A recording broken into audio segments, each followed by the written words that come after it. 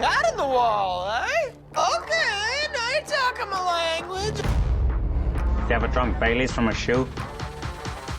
Oh, great. Thanks, Mother, for replacing the baby aspirin with LSD. How much you want to make a bet I can throw a football over the mountain? Welcome into the View from C-Deck. I'm just Matt, and I just took a Ryan Day game plan and wiped my Chip Kelly adjustments. A little play on last week where I said I wiped my Sharon or took a Sharon and wiped my Moore. Either way, a disaster for the Buckeyes Saturday. The worst loss maybe in the history of the game, and that's not an exaggeration, as it was the biggest point spread since 1960 that a team lost. And the Haas was in the shoe there to lap in all of the 13-10 L, 4 in a row for Ryan Day. And how were you feeling? How was the crowd feeling, especially as the second half started to move on and we were never able to actually take the lead? Yeah, growing restless. Usually I'm the one that's one of the only ones to cuss, when I'm yelling, and my dad has to smack me upside the head. And this time there were F-bombs flying everywhere. F Ryan Day, people looking up at the box, wondering what the hell Chip Kelly's doing. Everybody was on board the F Ryan Day thing. And yeah, that was definitely one of the most heartbreaking losses to be at, but also a strange feeling because people stayed till Carmen, but people stayed there, and even after Carmen was done and the fighting, people were still looking around PTSD, they didn't know what the hell just happened. They were shell shocked. That's what Ryan Day looked like. Yeah, totally shell shocked after the game. That was like half the stadium was like that, and the other half that had left were the smart ones. But yeah, just complete chaos. Yeah, I think I've been in there one time when it felt like that, and that's when we lost to Illinois when we were the number one team in the country. And everybody's like, what the hell just happened at the end? But this is worse, way worse, because this is the rivalry and they're a bad team. Maybe. I'll go a little bit more into that later. Not that I want to excuse anything about this. There's no reason that this roster should have lost to that roster without their best offensive and best defensive player. That's just pathetic. The patheticness starts with the game plan. I guess that's where we'll start if we want to talk. I mean, this is all going to go back to Ryan Day, all of it, because there's one common denominator. I said that in our group text. I'm like, what doesn't anybody get after 4 years? There's one common denominator in every one of these games, and it's Ryan Day. And you saw that game plan. I say it's soft because it was trying to be hard when he shouldn't. He was trying to be conservative. Lots of running up the middle. Now, the wind plays a factor. I don't really give a shit, to be frank. You can throw in the wind. Yeah, you shouldn't throw a 50-yard bomb into the wind, but you could throw into the wind, and he refused to. In important moments, he refused to. Yeah. That game plan, tell me if you agree with this. Do you think his game plan was basically don't F it up on offense? Their offense is, that Michigan's offense is so bad, RD will be able to hold them down, and we can just win by just not making mistakes. Do you think that was the overall game plan? Yes and no. I think the overall game plan was more of let's try to do what they're going to try to do, which was control the clock. Let's try to just control the clock and do what they're going to try to do to us, and we'll do it. We'll try to do it even better than them and keep their offense off the field and get their defense tired. I mean, I agree with you. I'm just saying, it looked more of what they would try to do, just run the ball up the middle, and then just fail at passing the ball, which both teams were just doing the same thing. You saw it in the score, the same exact team, same exact kicks were made, and they made the kicks. We did it was like both teams were just like, hey man, we got the same game plan, let's do it. And Michigan executed it way better than we did. Because that's what they are. Yes. That is their game plan every game this year. Yes. And it was, to an extent, our game plan. Many times Ryan Day talked about how they were slowing it down this year, and he would just say, for a lot of reasons. I think that maybe, it didn't really dawn on me what exactly those reasons were. I was like, well, maybe he just wants fewer plays to mitigate injury, mitigate tiredness on defense. I don't know. But I think Matt was, we're just going to take fewer risks because we think the best defense in the country, and we'll be able to win those games that way. And it's such a pussy way to sorry. It's just that's what it is. It's such a bullshit way to coach.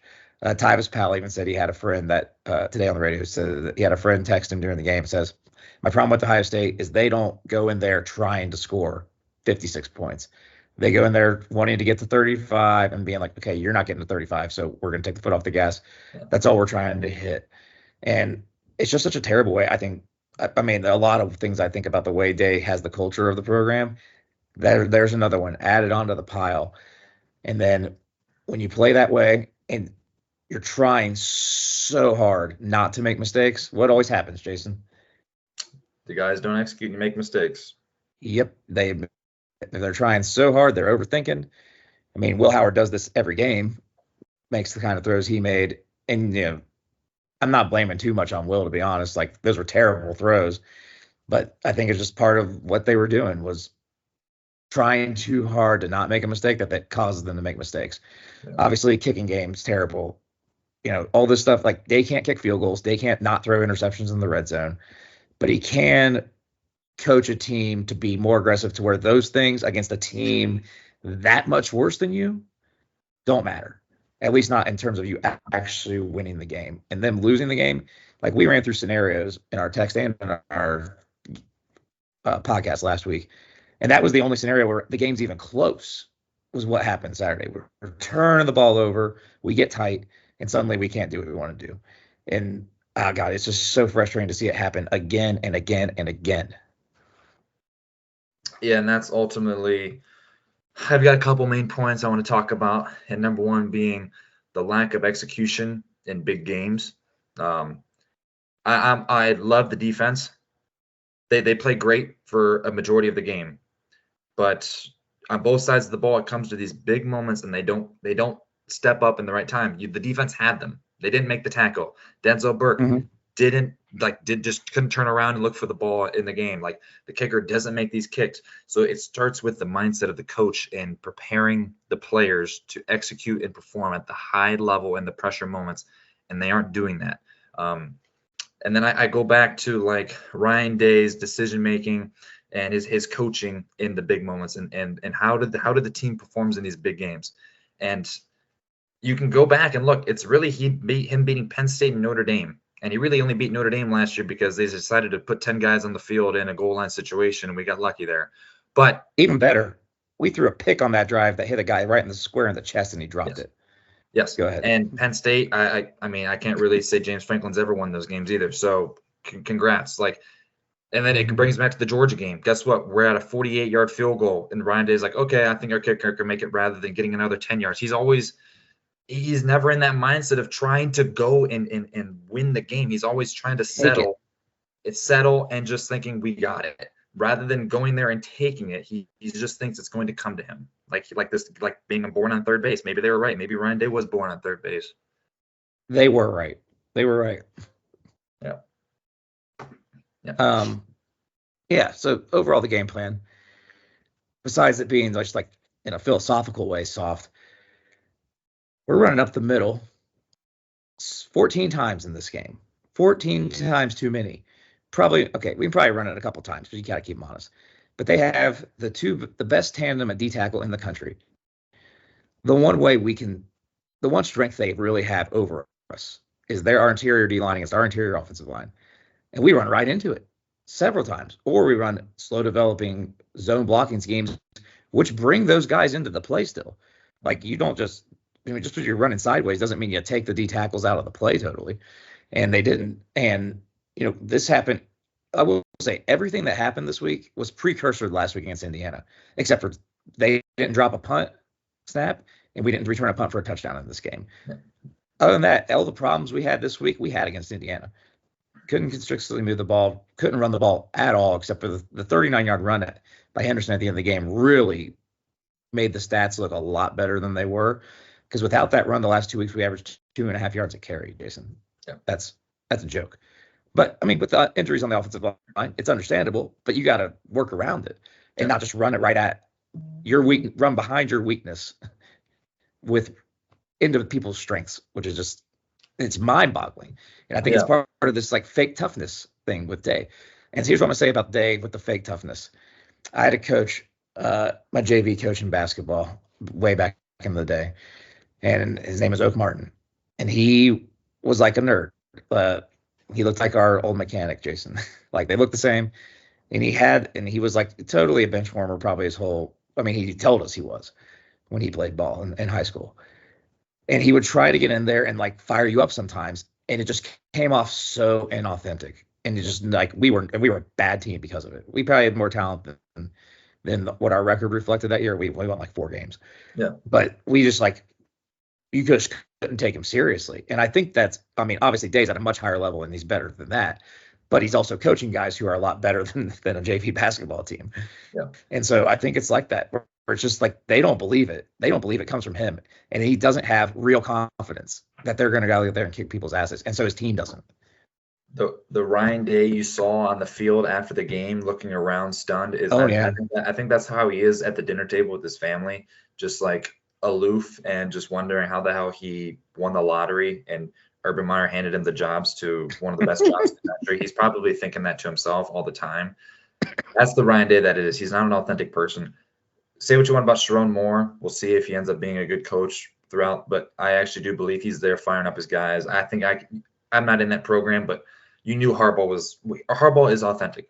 Players love him, even at the NFL level. He gets guys to buy in. Urban Meyer, authentic. You know these good coaches are authentic when you fucking see them.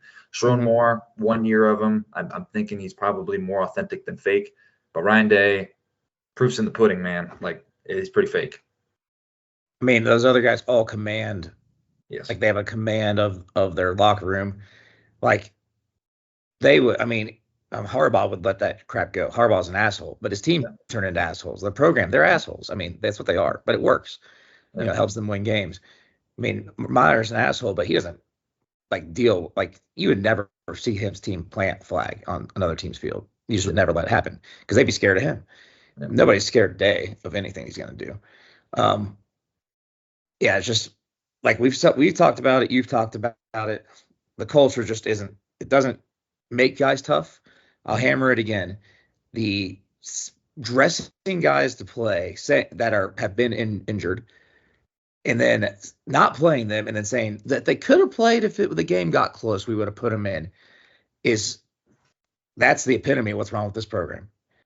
If you're healthy, you play. If you're healthy enough to dress, you play.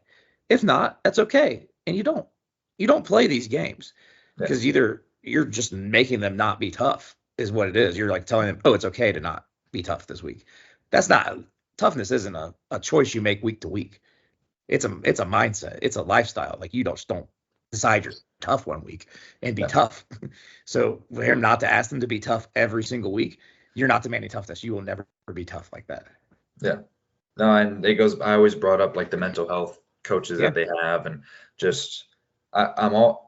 Harbaugh and Urban Meyer, and they always the players you hear the players talk about them on ESPN or whatever. Like they always text them. He always takes care of the players. You know, if they ever have a problem, he's the first one that they go to. Mm-hmm. With Ryan, it's like he's built up this program he's like a player's coach, but he's letting them he wants them to kind of control the team, and he wants them to win the game, and he expects them to just go out there and do it rather than coaching them to win those moments. And I think that's where he's kind of lost. Yeah. Yeah, I mean, that's a very good way to put it. He doesn't coach Urban was obsessed with like leadership and all kinds of stuff. I mean, in ways I think is like unhealthy, but it definitely works. Like you kind of have to be obsessed with it to be able to produce good leaders, I think. And clearly, like, that we produce a lot of great guys, and that's fine. But we don't produce a lot of great leaders from these Ryan Day teams. They just aren't. And the quality and quantity of NFL talent that we've put in has dramatically decreased under Ryan Day. Other than the wide receiver position, that's Brian Hartline's job there, and quarterback position. I mean, that's whatever. That's even with Justin Fields, but like, that's about it. Like, we're not putting in the defensive stalwarts. This defensive class is not going to translate to the NFL. Sawyer and JTT. I was reading some Michigan posts. They are two of the most overrated Ohio State recruits we've ever had. 4-year starters, 5-star recruits that did not consistently produce. They had big games. Don't get me wrong. They had big games, specifically JTT, but they did not consistently produce like the likes of a first-round talent should produce, and a 5-star talent should produce. Tyreek Williams, like these guys did not consistently produce. There are players. Downs is a player. Okay, Lathan Ransom he might be okay, but I'm not going to see it. Most of these guys in the defense are going to be gone this season. F them. But we're better off for them because they did not consistently step up when we needed them to. And you saw it there at the end. Tyleek or Sawyer couldn't make the tackle at the end. Well, that was a bizarre play. It was Ty Hamilton's the one who blew the tackle, but Ty Hamilton Sawyer was in there, ran and into Sawyer him. comes in. Yeah. Yeah. And it was, I mean, just one little off tangent here. Remember before the season, I said I wanted Derek Harmon here. That's like the one big whiff we made in the NIL or in the recruiting portal or the transfer portal. And that's because we did not want to guarantee him a starting spot because we had Ty Hamilton. And Ty Hamilton, everybody says he's the greatest guy, the most coachable player, whatever. He ain't Derek Harmon's going to go top 15 in the draft now, and Ty Hamilton's going to go day 3. And that's the difference in these games. Yeah, none of these guys are first-round draft picks. I mean, they thought were. They're coming back because they thought that they had something to prove, but they came back because their draft stock needed to improve, and they didn't help themselves. One of the big ESPN draft guys just recently put out an updated ranking. He had 0 Ohio State defensive players in the top 5 of any of his position groups. Yeah, 0. And before the season, we had like somebody in every single one of those groups except for linebacker. No. Speaking of linebackers, okay, we'll go to defense a little bit here. I thought they're great. They played their asses off. They basically gave up 3 drives the entire game. The 13 points is probably fair because they stopped 2 of those drives in the red zone. But I mean, 13 points.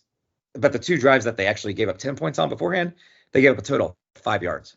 Yeah. Like that's just, what are you going to do about that? Bad special teams play also. But we already know that. They can't coach special teams. Doesn't know how to produce a good special team. Mm-hmm. They'll never be good with him at special teams. Never. They will never be good. That is a fact. I thought they played their butts off, but again, we saw some of the same crap that, like you said, they don't rotate enough guys, so they get tired towards the end of the game too. So they give up these long drives. The D-line the starters played like 52 out of 59 plays on defense. That's too many. You can't produce at a high level, especially when they're just pounding this 240-pound running back at you. You're going to start letting those broken tackles happen. And also, like the plays we did give up, Sonny Styles screwed up his assignment multiple times. Like they've had 3 plays, I believe, over like 8 yards, only 3. And 2 of them were completely on him. And the first one was the run by Orgy that went for 29 yards. And he, instead of trying to make a play on the ball, he just decided to attack the blocker, and that's it, and not even look up to see who was coming. And he has outside contain and lets him get outside. Then one of their biggest pass play, he like totally just loses his guy. He abandons his part of the field and loses his guy for no real reason. He's like chasing. He's in the zone, and he's chasing. You don't chase in a zone, ever. Leads to a huge conversion. The lack of development throughout the season is the point I'm getting to here. We did not see did anybody on this team get better as the season went? No, definitely cornerbacks got worse. Cody Simon. That's the only one I'll get to. No, that's good. That's a good. Cody Simon's a good one. I mean, if you want to say Downs went from a top 15 pick to a top 10 pick, he got better. Lathan Ransom showed many signs throughout the season, but then showed many head scratching angles to the ball. I think with Ransom, it's going to be an athleticism issue in the pros. I think the bad angles, he's slow. For a DB, he's slow. Go ahead. And that's about it. Yeah. No development. I mean, we see this. The D line hasn't developed in 5 years. Have we seen anybody come in here and get better? No, than they were like their first or second year. Yeah, I mean, I don't see why we refuse to move on from a coach that gets so much hype for getting Joey Bosa, Nick Bosa, and Chase Young when, like I said, they were going to come here regardless. Larry Johnson, it's got to be his last season, I would think. I'd say he's gone for sure. Day will be gone for sure. I mean, now we got to get to the day and what happens. He doesn't make it to the semis, he's gone for sure. Yeah. Well, I take that back because we've already heard the boosters don't want to pay his buyout, so he could definitely be back because of that. If it was me, he'd be gone for sure. I mean, if it was me, I probably would have fired him on the field at the end of that game because I'm an irrational person at times. Rationally, I mean, we have to let him go for the playoffs because we can't just lose. We will lose everybody, and if we fire him, we're going to lose. I think we'll lose 60 guys off this roster. I really do. I mean, total. We'll lose like 60 guys if we fire him, but maybe you got to rip off the Band-Aid at some point, and that's going to happen. Because all Hartline's guys will be gone, all of his quarterbacks will be gone, and all of Larry Johnson's guys will be gone, whether we like Larry Johnson or not. And that's going to cripple this team because of those are the places we've actually recruited well. Our recruiting rankings are inflated by basically those three position groups, especially quarterbacks and wide receivers. The lack of O-line, I guess one last thing about just the overall program build, the O-line lack of depth and the terrible recruiting at offensive tackle totally screwed us this year when we finally had some injuries. Yep. And that's on day. At the end of the day, that's on day to not get those guys, especially when you want to run the ball up the middle against the best defensive tackle tandem in the country. So where I'm at with the state of this team, that I wasn't bought in with this team completely. I mean, I was before I said, I'm bought in, we're going to win this game. But I was bought in. I was bought in.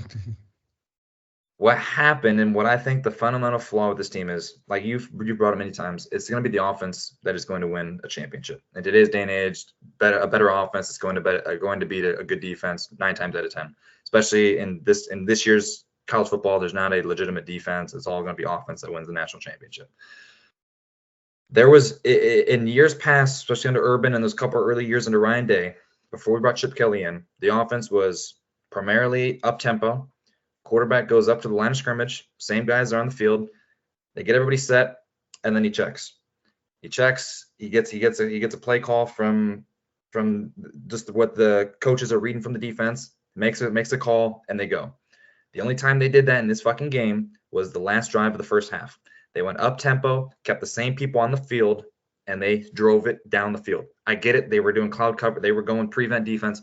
But there was literally none of that in the second half. And what happened this entire season, every play in that Michigan game, there was a complete package change. There was a tight end coming off, tight end coming on, 2 tight ends going on, 2 running backs on the field. Every play, it was like we were trying to catch Michigan off guard. And that goes back to him wanting to just think the win's going to come to us rather than take it. Go with what's best. We went 10 personnel 4 times in that game.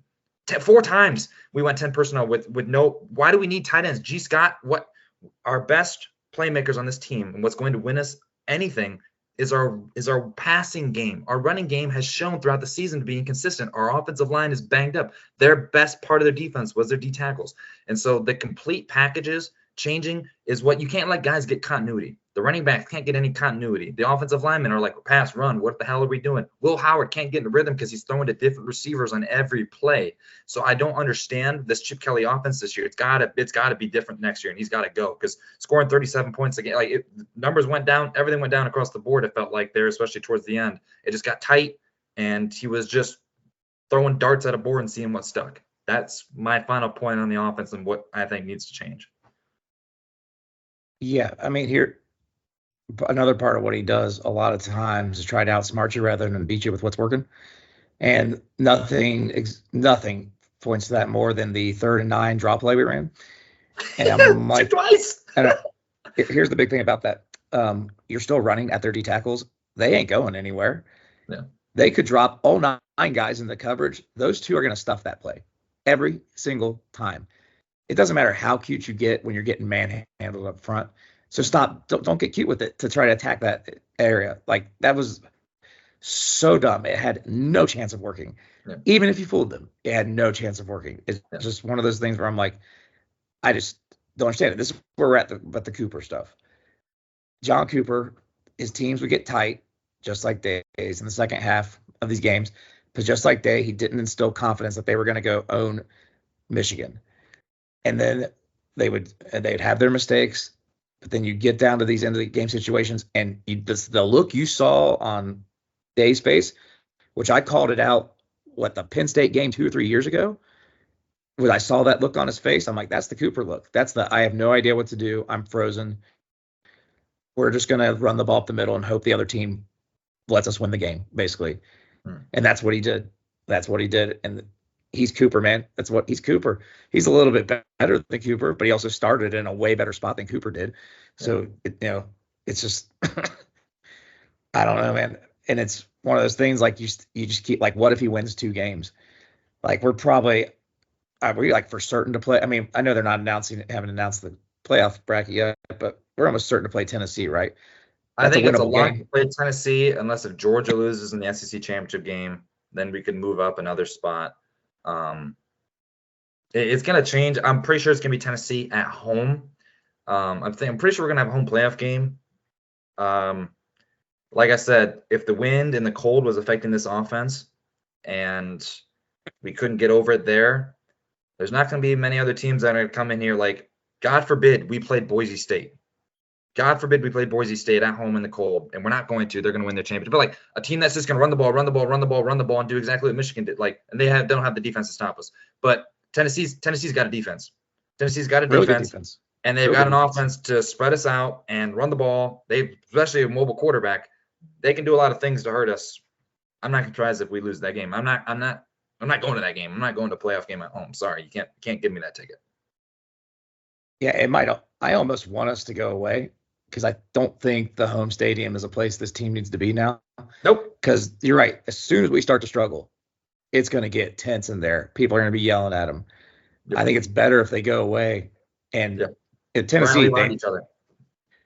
It's going to be a low-scoring game. We play Tennessee because you're right. Their front seven's nasty, especially their D-line. We'll have struggle to move the ball, but their offense is like they may have a mobile quarterback, and that has hurt us a lot this year. But he's super inconsistent throwing the ball, super inconsistent. So, and that's why their offense has struggled in most of their big games too. So it'll be low scoring. We could win, we could lose. Then if it's the 8-9 game, we're playing either Oregon, Penn State, or Texas. Hopefully, we play Penn State. I can't see. I didn't think Michigan would beat us. But I don't see a world in which Penn State truly wins that game against Oregon. No, me either. Yeah. They could keep it close. I mean, shit, they almost lost to a Wisconsin team that didn't make a bowl. Like, it could happen, but it seems unlikely. I think they're the best team in the country. I guess Texas is the second best because their defense is good. Georgia's offense is national championship caliber, and their defense isn't. It's, I guess it's neither here nor there. We somehow win those 2 games, though. You ain't firing him again, like, for sure. He makes the semifinals. I think if he beats the number 1 team in the country in the quarterfinals, then, you can't fire him. And if it's like he's like a cockroach, but it just feels like we just need to move on, man. It really does. Yeah, and I get it. I mean, the boosters, everybody's scared because the grass isn't always greener on the other side of the fence. How much do we lose? What happens?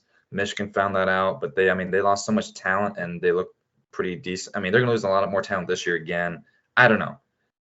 It's on one hand where I'm at the point where I'm telling people I'm very happy. I'm very thankful he went 45-1 against every other Big Ten team. Okay. But you have to realize that the Big Ten has been absolute dog crap since he has been head coach of the Buckeyes. Outside of like Penn State occasionally and Michigan, it has been terrible. Mm-hmm. And so I don't care. Some of those games I turn it off at halftime. You're beating up against teams that are superior, like vastly inferior to you. And those wins mean nothing. What matters is winning in the big moments. And so if we fire Ryan Day and we end up just going 6-6, 7-5 for a couple of years and we stink for the next head coach, whatever, so be it. We still aren't winning the big games with him. We're not winning the big games with Ryan Day. So what difference does it effing make? Do these pointless Big Ten wins really mean that much to people? Like, they don't mean that much to me. Okay, they don't. I'd rather win Big Ten championships and do something in the playoffs than win these fucking games that mean nothing. Okay, congratulations for beating a one-win Purdue team. Mm-hmm. Yeah, we're definitely a program that needs to win big games. Like, we have to win more than he's won, and it can't just be Penn State all the time and just like lay your hat on that. I don't count those as big wins. Like, Penn State does nothing. They are not a legitimate program because they don't, like Notre Dame, they do not do anything in the postseason. Like, I don't contribute those to being big wins. I just don't. I appreciate them, but they don't contribute. They don't do anything. I mean, if they're not big wins, then almost nobody has any big wins. That's just, I mean, unless you beat Georgia, that's like, who else wins in the postseason consistently? Nobody. Absolutely nobody. Who? The SEC schools kind of have a year every now and then when they do good. I mean, Bama when Saban's there, but he's not there anymore either. Yeah. So I mean, like Saban, but it's not like LSU's not consistently good in the postseason, even though they have a national championship. Auburn's not at all. Like, there's tons of teams that like Tennessee has gotten their ass fucking handed to them in the postseason all these years in a row. Yeah. So I mean, like Dabo for a little bit, and now they get their ass handed to them every year in the postseason. It's hard.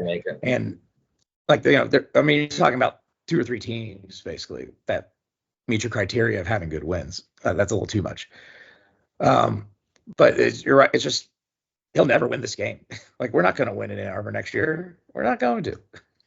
And without winning this game, it makes it hard to win, accomplish your other goals, which they always say, beat Michigan, win the Big Ten, win that championship.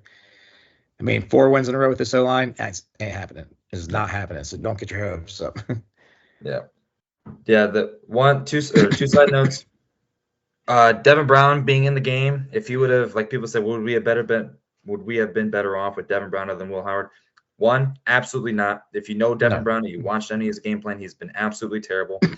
2, the reason why I say that is because why did we not throw over the middle hardly at all against Michigan? The middle of the field was used very sparingly. We ran up the middle. We made the longest possible throws to the outside.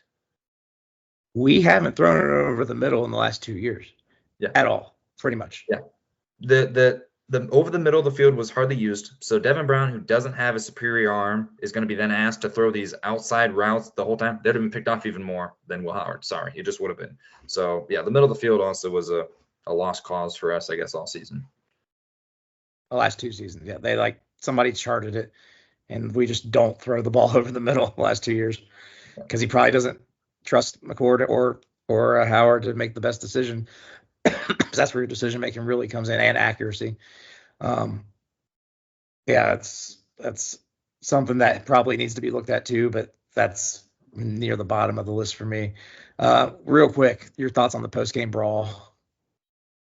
Cool. It's rivalry week. Like I said, we lost this game because you can throw the game plan out the window, throw all the numbers, throw the spreads out the window. It doesn't matter.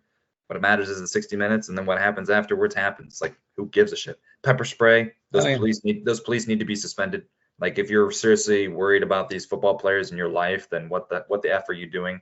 And the fact that they weren't prepared more to have more police on the field is kind of mind-boggling too. Like, with these 2 teams' history, I'm all for the fights. I'm all for it. The pepper spray is where these police probably need to be suspended. Yeah, I mean, I'm okay with the fights too. I'm okay with everything that happened there. Stuff happens, and like I said to you before this, people are way too comfortable nowadays with disrespecting each other like as hard as they can. Yeah. The flag plant is meant to be super disrespectful, and you should fight back if somebody's being that disrespectful to you. You really should. And I mean, I don't give a shit about, like, I wish there was more of a nuance to litigation in this country, to the suing and everything. That if you get somebody disrespects you to a manner that like sets you off to get in a fight, there's no winning a suit. Like, sometimes you need to get what's coming to you, man. Sometimes you get what's coming to you. Yeah. And if you don't want it to happen, don't be a fucking asshole. Yeah. If you want it to happen, then be a fucking asshole. Whatever. I mean, it's like you saw a lot of the teams that did flag plant. It was pretty classless programs from people like the programs that have been kind of on the low, and then now they're kind of beating their rival again. Like, maybe we've waved our flag on their field, but the most we've ever done was sing Carmen, which is what we do after every fucking game. And like, we didn't wave a flag at Oklahoma, and then Baker decided, oh man, I'm pissed off, I need to wave the flag here. Michigan, when did we wave the flag and plant the flag at Michigan? We've done disrespectful things there. We've tore down the banner, we've wiped our cleats, Troy Smith. But I mean, I don't understand where we need to act with class losing. No, you need to act with class winning, because we did that for the last 20 years on your guys' ass, and we never went on your field and waved the flag and planted it. We won, we sang Carmen, and we got out of there and said, thank you, goodbye, we're done with this fucking state. Oh no, that was the most galling thing. And I see like people pouring into is Mulling saying we need to learn how to lose. I'm like, you've gotten in fights with Penn State, multiple times with Michigan State, multiple times with us, and with Fresno State this year, because you guys are assholes. Maybe it's you when everyone else is the asshole. Maybe it's you that's the asshole. And we know they are, because they cheated. They cheated their asses off, and then they beat their chest about it, about the results.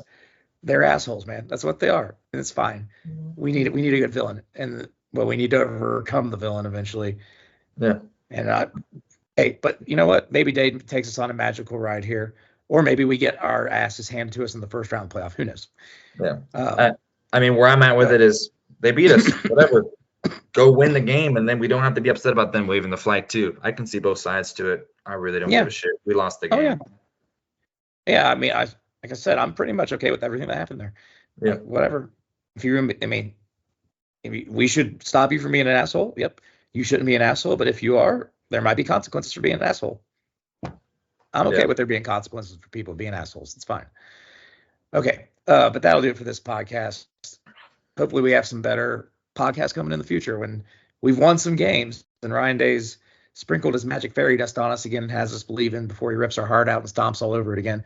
But for the Haas, for the Direwolf, who we all want to wish get better, Casey. Yeah.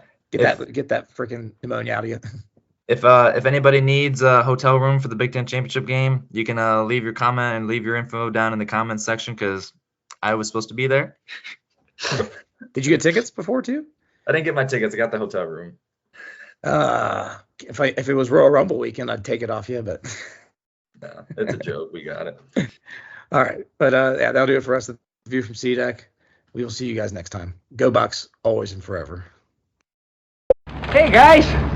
Oh, big gulps, huh? All right. Well, see you later.